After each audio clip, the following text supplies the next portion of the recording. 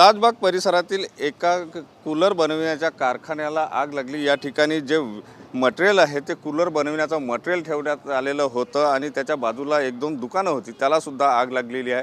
मात्र आपण आता जर परिस्थिती बघितली तर आग पूर्णपणे अग्निशमन दलाच्या जवानांनी नियंत्रणामध्ये आणलेली आहे आणि पूर्णपणे आग विझवून झालेली आहे। आणि या ठिकाणी आपण बघू शकतो की हे भीषण असं हे दृश्य आपल्याला या ठिकाणी पाहायला मिळते।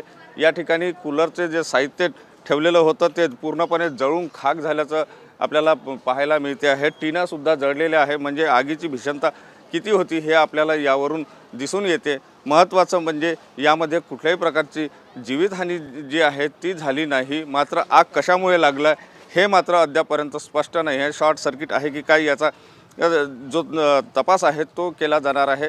मात्र या आगीच्या घटनेने जे आहे ते या परिसरामध्ये एक खळबळ माजलेली आहे। कॅमेरामन साईसह सुनील ढगे, TV9 मराठी, नागपूर।